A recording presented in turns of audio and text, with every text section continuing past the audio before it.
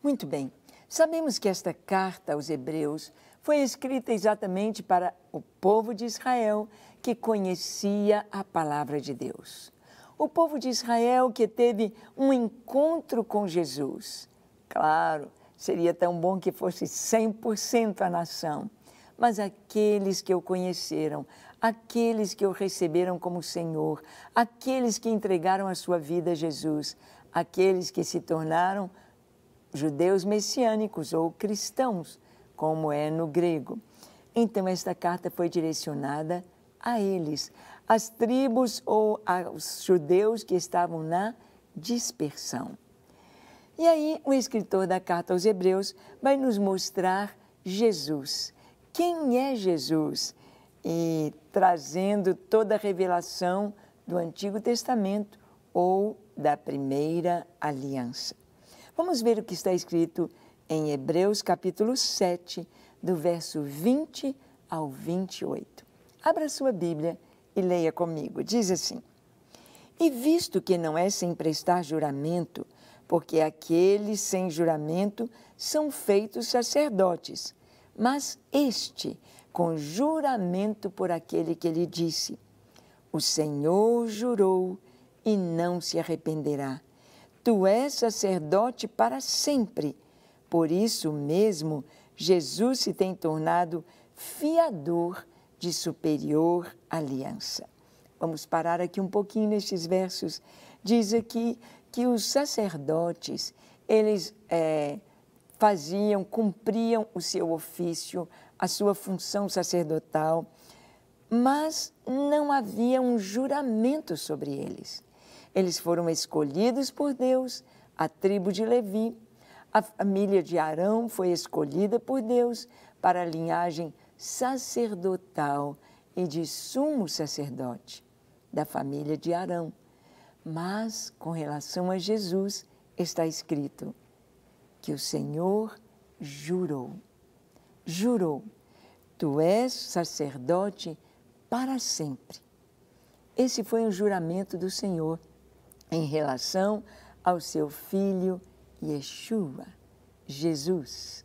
Está lá no Salmo 110, está no Antigo Testamento isto, que o Senhor jurou e não se arrependeria, mas que Ele, o Messias prometido, o Filho de Deus, seria sumo sacerdote para sempre, segundo a ordem de Melquisedeque. Vamos continuar lendo para ver o que está escrito aqui. Ora, aqueles são feitos sacerdotes em maior número, porque são impedidos pela morte de continuar. Este, no entanto, porque continua para sempre, tem seu sacerdócio imutável. Vamos parar aqui. Primeiro nos diz que Jesus se tornou fiador de superior aliança. Jesus é o fiador desta aliança superior. Como assim? Na antiga aliança, os pecados eram perdoados ou se buscava o perdão dos pecados através de sacrifícios de animais. O ofertante chegava, colocava a mão sobre a cabeça do animal a ser imolado, fosse uma ovelha, fosse um novilho, fosse um cabrito, ou até mesmo pássaros, rolinhas ou pombos. Então, esses animais eram sacrificados. O sangue derramado trazia purificação.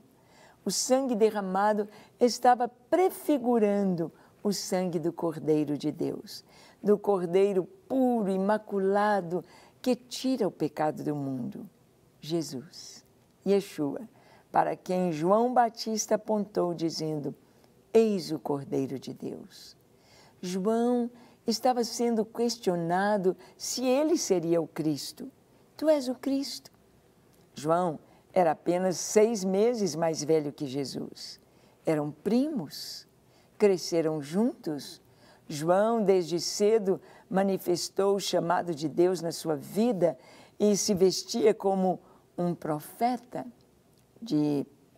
Vestia-se de peles de camelo, um cinto de couro, comia gafanhotos e mel silvestre e estava ali no deserto anunciando a vinda do Messias. João Batista sabia que ele não era o Cristo. Ele sabia que ele veio para preparar o caminho do Senhor. E então, quando ele viu Jesus, ele apontou para ele, mostrando a toda a sua geração: eis o Cordeiro de Deus, que tira o pecado do mundo. E aqui, o escritor da carta aos Hebreus está dizendo que os sacerdotes que imolavam os animais para que viesse o perdão dos pecados para os ofertantes, para aqueles que criam, para aqueles que buscavam a Deus, ele está dizendo aqui que Jesus é não apenas o sumo sacerdote, mas ele também foi o Cordeiro de Deus. Os sumos sacerdotes, cada um morria, vinha outro no seu lugar, vinha outro no lugar daquele que morreu, e assim por diante. Mas com relação a Jesus, ele é sumo sacerdote para sempre. Ou seja, ele não é como qualquer homem. Ele é o Pai da eternidade. Ele é o Senhor, que foi morto sim, mas ressuscitou e vive para sempre. E o texto continua dizendo: por isso também pode salvar totalmente os que por ele se chegam a Deus, vivendo sempre para interceder por eles. O sacerdote e o sumo sacerdote eram intercessores dos homens diante de Deus. Jesus intercede por nós. Agora, ele não é como os outros sumos sacerdotes que morreram e deixaram sua função por causa da morte, mas ele vive sempre, eternamente, para interceder por nós. E o texto continua dizendo: com efeito, nos convinha um sumo sacerdote como este, santo, inculpável, sem mácula, separado dos pecadores e feito mais alto do que os céus, que não tem necessidade, como sumos sacerdotes, de oferecer todos os dias sacrifícios, primeiro por seus próprios pecados, depois pelos do povo, porque fez isto uma vez por todas, quando a si mesmo se ofereceu. Porque a lei constitui sumos sacerdotes a homens sujeitos à fraqueza, mas a palavra do juramento, que foi posterior à lei, constitui o Filho perfeito para sempre. Que coisa linda! Jesus. Jesus é revelado aqui como sumo sacerdote sob juramento do próprio Deus. Não uma palavra arrumada pelos cristãos, absolutamente. Está lá no Antigo Testamento. Está lá no livro de Salmos, confirmado profeticamente por Davi. O Senhor jurou e não se arrependerá. Tu és meu filho, tu és sumo sacerdote, eternamente, segundo a ordem de Melquisedeque. E aqui diz que convinha que nós tivéssemos um sumo sacerdote que não precisasse de perdão pelos seus próprios pecados, que ele deveria ser santo, inculpável, sem mácula, separado dos pecadores e feito mais alto do que os céus, que não tem necessidade de expiação pelos seus próprios pecados, porque ele não teve e não tem pecado. Jesus é este sumo sacerdote.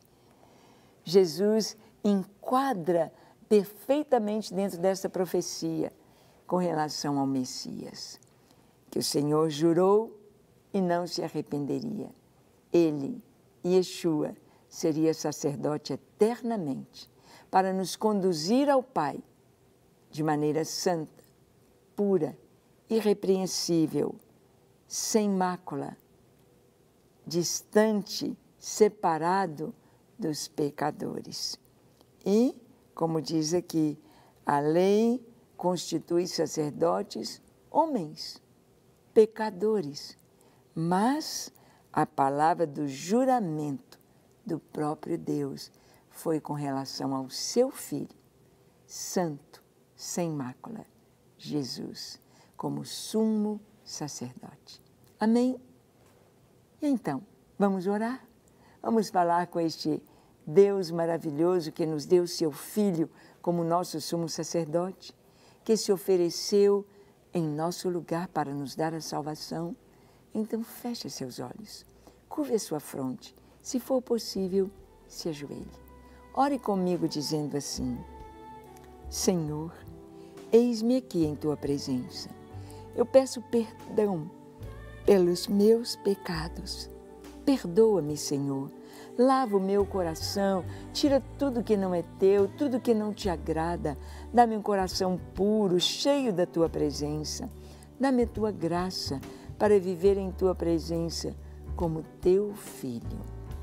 Enche-me do Teu Espírito Santo. Dá-me a alegria de viver para Ti, de ver a obra linda que o Senhor faz sobre a terra, em todas as nações. Eu me entrego a Ti para cumprir a Tua vontade, para fazer aquilo que Tu queres, para andar em Teus caminhos. Eu me entrego a Ti, Senhor, hoje e para sempre. Toma minha casa, minha família, tudo que sou, tudo que eu tenho em Tuas mãos e guia-me no Teu caminho eterno. Em nome de Jesus. Amém, amém e amém. Não quer ficar um segundo por fora da nossa programação? Agora você pode nos acompanhar através das plataformas digitais. Não perca tempo. Acesse, curta e siga-nos. Fique por dentro de tudo o que acontece por aqui. Rede Super, inspirando você.